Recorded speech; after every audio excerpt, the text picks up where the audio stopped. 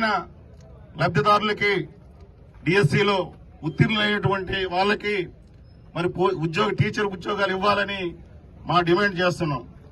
మరి తప్పు చేసిన వాళ్ళకి ఖచ్చితంగా దోషులుగా నిర్వర్తించి న్యాయస్థానంలో వారికి శిక్ష వేయాలని మా పార్టీ తరఫు వైఎస్ఆర్ పార్టీ తరఫున కోరుకుంటున్నాం. ముఖ్యంగా మరి విద్యాశాఖ కన్వీనర్ గారు ఆయన అవుట్ సోర్సింగ్ వర్కర్స్ ఉంటే వాళ్ళకి డిఎస్సిలో టాపర్స్ గా నిలిచారు. ఇది ఎంతవరకు న్యాయం? మరి అదేవిధంగా మరి విద్యాశాఖలో పనిచేసే వాళ్ళు టాపర్స్ గా ఉండే వాళ్ళు కాకుండా మరంటే పేపర్ లీకేజ్ అయ్యింది. ఖచ్చితంగా ఈ ప్రభుత్వంలో విద్యాశాఖ మంత్రి నారా లోకేష్ గారి ఆధ్వర్యంలో అక్రమాలు జరిగాయన్నది పూర్తిగా రూఢి అయింది.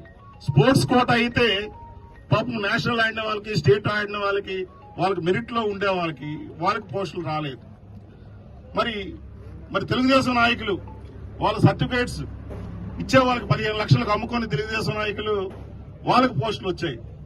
మన ముఖ్యమంత్రి గారు, మాజీ ముఖ్యమంత్రి గారు పక్క నుండి నేషనల్ ఆడిన వాళ్ళ మెరిట్ ఉండే వాళ్ళకి కూడా స్పోర్ట్స్ కోటాలో పోస్టులు రాదు, టీచర్ పోస్టులు. అంటే ఈ ప్రభుత్వం ఎంత అవినీతి అక్రమాలు చేస్తుంది. నిజంగా ఈ ప్రభుత్వం నిజాయితీ ఉంటే సిబిఐతో ఎంక్వైరీ చేయాలి.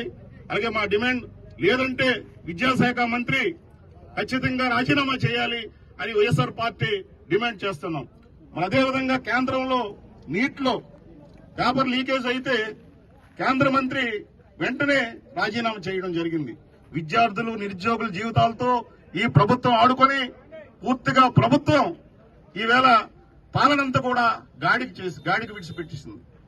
మరి ఈ రోజు గతంలో మరి మా మాజీ ముఖ్యమంత్రి గారు జగన్మోహన్ రెడ్డి గారు 1,40,000 పోస్టులు సచివాలయ ఉద్యోగులు ఒకే నోటిఫికేషన్ తో ఎక్కడ చిన్న రిమార్క్ లేకుండా ప్రతి అర్హత ఉండే వారికి నిజాయితీగా 1,30,000 పోస్టులు ఇవ్వడం జరిగింది.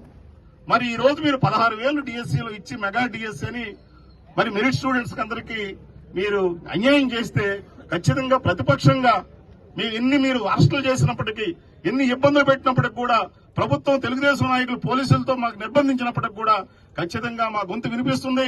వైఎస్ఆర్ పార్టీ ఈ రాష్ట్రంలో వైఎస్ఆర్ పార్టీ ఒక్కటే ప్రతిపక్షం. ప్రజల తరపున పోరాడే పార్టీ వైఎస్ఆర్ పార్టీ. జగన్మోహన్ రెడ్డి నాయకత్వంలో ఖచ్చితంగా తెలుగుదేశం పార్టీ మరి చేసే అవినీతి అక్రమాలని వెలికి తీస్తాం.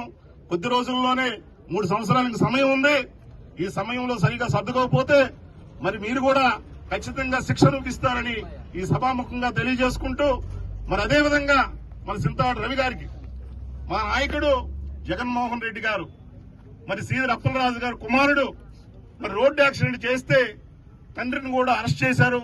మాజీ మంత్రి కనుక సంఘీభావం తెలియజేయడానికి మా జగన్మోహన్ రెడ్డి గారు మరి శ్రీకాకుళం జిల్లా 2 సంవత్సరాల తర్వాత వస్తే ఆయన ప్రజానాయకుడు, ప్రజలందరికీ కూడా మంచి చేసే నాయకుడు. స్వచ్ఛందంగా పోలీసులతో ప్రభుత్వం ఎన్ని ఆంక్షలు పెట్టినప్పటికీ కూడా స్వచ్ఛందంగా ప్రజలు తండోపతండాలుగా వస్తే ఈ బ్రిడ్జి ద్వారా దురదృష్టవశాత్తు మరి జనాలు జగన్మోహన్ రెడ్డి గారు రావడం, ప్రజానాయకుడు రావడం, మరి మన ఇక్కడ సబ్ ఇన్స్పెక్టర్ గారు ఆ మూకలో ఆవిడ దూరడం జరిగింది. అంతేగాని మాకు మహిళలంటే ఎంతో గౌరవం మాకుంది, పోలీసు వ్యవస్థ అన్న మాకు గౌరవం ఉంది. కానీ మీకు తెలుగుదేశం నాయకులు, ఇక్కడుండే నాయకుడు, తెలుగుదేశం నాయకుడు కూడా, ఇక్కడ శాసనసభ్యుడు కూడా ఈ పేర్లన్నీ కూడా కాదండి ఇక్కడ ఉన్నది తెలియదు, ఇక్కడ ఉండే డిపార్ట్మెంట్ కి తెలియదు. ఎవరైతే యాక్టివ్ గా వైఎస్ఆర్ పార్టీకి పనిచేస్తున్నారో వాళ్ళకి అన్యాయంగా, అక్రమంగా ఏ రకమైన పోలీసుకి మేము రోడ్డు మీదకి ఎక్కి మంటలు చేస్తామా? అన్యాయం కదా 307. ఇప్పుడు పోలీసులు రక్షణ చేసే వాళ్ళు, మన న్యాయాన్ని కాపాడవలసిన వాళ్ళు, మరి అలాంటి వాళ్ళకి కూడా వాళ్ళ డ్యూటీలు వాళ్ళకి చేయనివ్వడం లేదు ఈ ప్రభుత్వం. కాబట్టి ఈ ప్రభుత్వానికి మెడలు ఉంచే వరకు ఈ ఉద్యమం ఆగదు. నిరుద్యోగులకి, ఉపాధ్యాయులకు న్యాయం చేసే వరకు కూడా ఈ ప్రభుత్వం మీద ఖచ్చితంగా మేము పోరాటం చేస్తామని ఈ సభాముఖంగా తెలియజేసుకుంటూ, మరి అదేవిధంగా మరి ఈవేళ తెలుగుదేశం ప్రభుత్వం ఇచ్చిన 6లు 7లు అధికారంలోకి వచ్చి ఇవాళ అధికారంలో వచ్చారని మాకేం బాధ లేదు. ప్రజలకు ఇచ్చిన వాగ్దానాలు మీరు ఒక్కటైనా నెరవేర్చారా? దాన్ని మీరు డైవర్ట్ చేయడానికి, రెడ్ బుక్ రాజ్యాంగాన్ని అమలు చేయడానికి పాప లోకేష్ గారు కొత్తవాడు కనుక మరి సీనియర్ నాయకుడు అతను. మరి అలాంటి నాయకుడు ఎప్పుడైనా సరే ఇలాంటి ఈ రాష్ట్రంలో ఇలాంటి నేరాలు, ఘోరాలు ఎప్పుడూ లేవు. ఖచ్చితంగా తగిన మూల్యం చెల్లించుకుంటారని మేము హెచ్చరిస్తూ సిబిఐతో ఖచ్చితంగా ఈ డిఎస్సీ మీద ఎంక్వైరీ చేయాలని, లేదంటే విద్యాశాఖ మంత్రి రాజీనామా చేయాలని ముక్తకంఠంతో వైఎస్ఆర్ పార్టీ కోరుతున్నాం. జై జగన్.